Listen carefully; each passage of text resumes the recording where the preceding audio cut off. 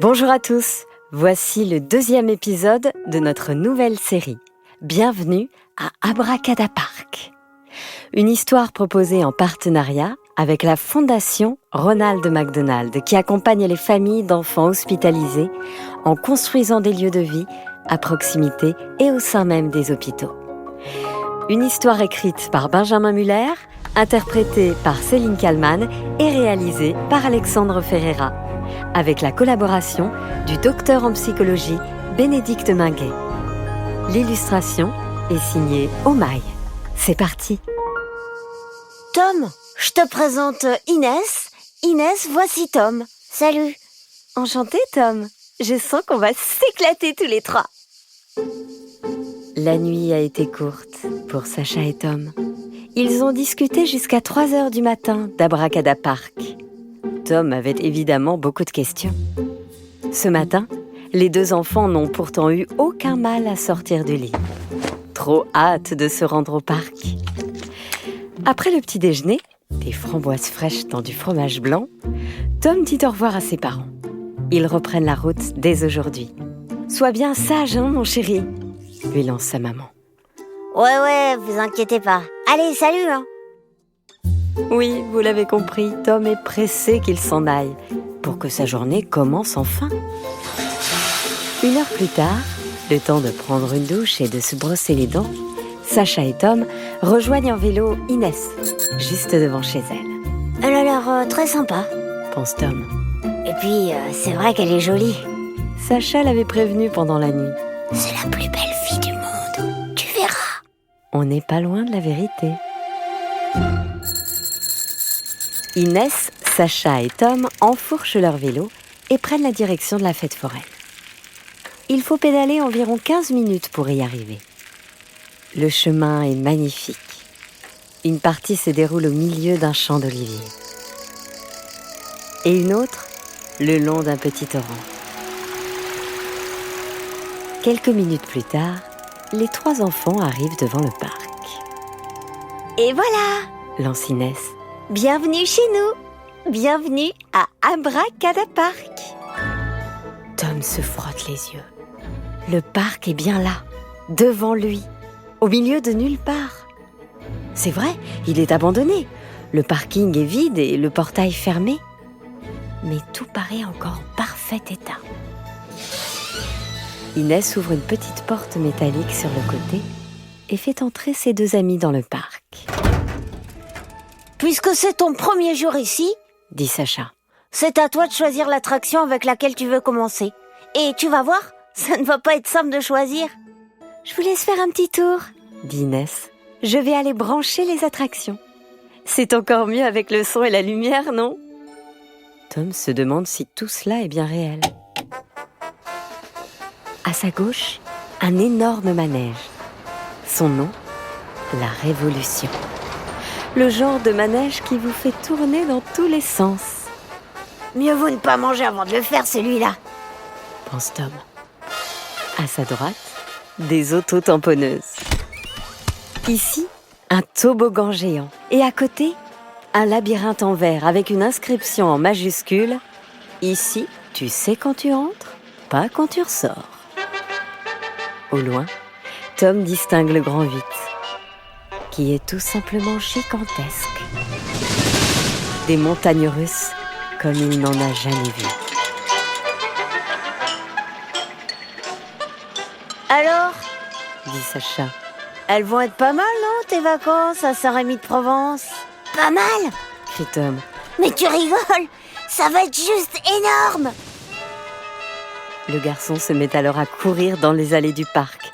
Courir et crier en même temps. Je veux tout faire, je veux tout faire. Ouais, je veux tout faire, ça va être trop bien. Inès rejoint les 2 garçons à ce moment-là. Ça y est, tout est branché. Dit-elle, avant de demander. Alors Tom, on commence par quoi? Il n'a pas eu le temps de choisir. Il s'en moque. Il veut tout tester, Peu importe. répond-il. Tu sais quoi? Je vais tourner sur moi-même en fermant les yeux. Et dès que vous me dites stop, je m'arrête avec le doigt en avant. On ira dans le manège que je montrerai, ok? Oh ouais, excellente idée, dit Sacha. Tom ferme les yeux, fait un premier tour sur lui-même, puis un deuxième et enchaîne. Stop! Crie Inès. Tom ouvre les yeux, l'index pointé en avant. Incroyable! S'exclame Sacha. De tous les manèges du parc, il a fallu que ça tombe sur celui-là, enchaîne Inès. Celui-là, c'est une imposante et très sombre maison. Les vitres sont poussiéreuses et le toit semble d'un autre temps. C'est la maison hantée, Explique Sacha, franchement, on ne pouvait pas commencer par mieux que ça. dit-il à son cousin. En observant cette maison, Tom a un frisson et sent son cœur qui accélère. On y va? Demande Sacha qui se met à courir jusqu'à l'entrée. Ne t'inquiète pas, Dit Inès. elle ne fait pas si peur que ça. Enfin, quand même un peu, tu verras. Tom les suit d'un pas hésitant. Règle essentielle, Chuchote Sacha. on reste ensemble. On ne se sépare sous aucun prétexte.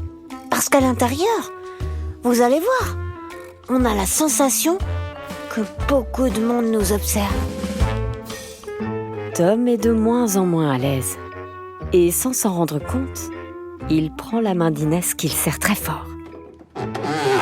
Sacha pousse la porte d'entrée, qui se referme aussitôt toute seule derrière eux. Mais pourquoi tu l'as claqué? Demande-t-il à Inès. Mais je ne l'ai pas claqué du tout. Je ne l'ai même pas touché. C'est toi alors, Tom? Ah non, non, non. Reprend Tom, pétrifié. Je crois vraiment qu'elle s'est refermée toute seule. Bon, c'est pas grave. Dit Sacha. On continue. Les enfants se retrouvent dans le salon. La pièce est plongée dans la pénombre. Les canapés et les fauteuils sont recouverts de drap blanc. D'imposants miroirs ornent les murs, qui sont par ailleurs remplis de toiles d'araignée. Au sol, il y a de la poussière. Le parquet grince. Alors, le programme? Précise Inès. Il faut traverser le salon, puis la cuisine, prendre les escaliers pour arriver dans les chambres qui sont à l'étage. On y va? Au moment où Tom s'apprête à répondre, il est interrompu par des bruits de pas, très identifiables, juste au-dessus d'eux. Mais c'était quoi ça? Alors, je ne sais pas, dit Sacha. Je n'ai jamais entendu ça ici. Inès? Moi non plus, je ne sais pas.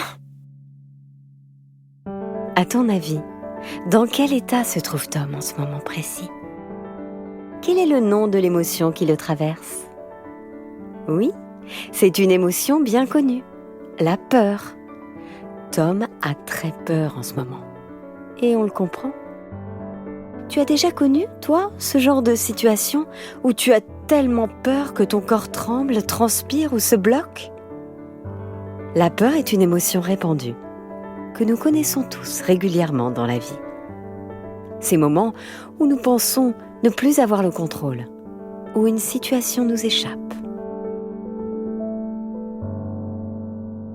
Les bruits de pas reprennent.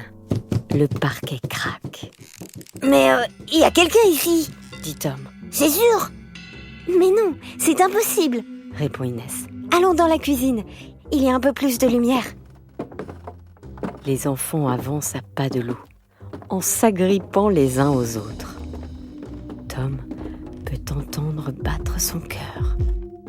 Il a les mains moites et les poils dressés sur les bras. Il ressent même des bouffées de chaleur. Et là, clairement, Tom ne contrôle plus rien du tout. En arrivant dans la cuisine, Sacha devient tout pâle. Comment se fait-il que ce lecteur CD fonctionne? Regardez, il tourne sur lui-même, tout seul. Effectivement, devant eux, une sorte de radio géante est en marche. Et quand les enfants s'approchent, une musique très effrayante en sort, ce qui fait sursauter Tom. Mais qu'est-ce que c'est que ça? J'en sais rien. Répond Inès, Ne restons pas là. Ouais, allons quand même voir à l'étage. suggère Sacha. Tom, lui, n'ose plus parler. Les enfants montent lentement. Les escaliers grincent à chacun de leurs pas. En arrivant en haut, les bruits de pas reprennent. Ils viennent de cette pièce, Dit Inès. On ouvre ? Alors là, non merci, sans moi. Répond Tom, courageux mais seulement jusqu'à un certain point. La peur le pétrifie, Oui, moi, je suis d'accord. ajoute Sacha. Allez, moi j'ouvre, parce que sinon, on va le regretter. Chuchote Inès. Elle s'approche et saisit la poignée, qu'elle baisse délicatement avant de pousser la porte. Tom retient son souffle. Il sent de la transpiration couler dans son dos. Soudain, Inès entre dans la chambre, pousse un cri. Quoi, Inès, qu'est-ce qui se passe ? Crie Sacha, Inès, ça va ? demande Tom. Oui, ça va. N'ayez plus peur, les copains. J'ai compris d'où venaient les bruits de pas. Inès sort de la chambre avec dans les bras un magnifique petit chat tout noir. C'était lui. J'ai l'impression que la maison hantée du parc, c'est sa maison. Tom se sent d'un seul coup beaucoup mieux. Ah oui, effectivement. Tu nous as fait peur, toi. Lance-t-il au chat faussement énervé. Bon, j'ai adoré cette première attraction. Mais vous êtes d'accord qu'on aille voir ailleurs ? Ça m'a quand même bien filé les jetons, cette histoire. Ah oui, on te l'avait dit qu'elle était trop cool, cette maison hantée, non ? Les enfants redescendent dans le salon. Inès a toujours le chat dans les bras. Toi, tu vas devenir notre mascotte. Pourtant, au moment où ils franchissent le pas de la porte, devinez quel bruit ils distinguent très clairement, venant une fois encore de l'étage. Ce même bruit, qui ne s'arrête plus, Ok, on sort et tout de suite. dit Inès. Les enfants partent en courant et ne ferment pas la porte. Une fois loin de la maison hantée, Tom déclare. Franchement, je crois que j'ai eu la peur de ma vie aujourd'hui. Ça vous dit que la prochaine fois qu'on vient ici, on fasse un manège plus cool ? Oui, très bonne idée, Dit Sacha, Allez, venez, lance Inès. je vais nous faire des barbes à papa. On l'a bien mérité. Inès dépose le chat au sol, qui retourne en 4e vitesse dans la maison. Au moment où il pénètre dans celle-ci, la porte se referme, brusquement. Tom se racle la gorge. Bon, c'était sympa, mais je veux plus jamais de ma vie entrer dans cette maison. C'est compris ?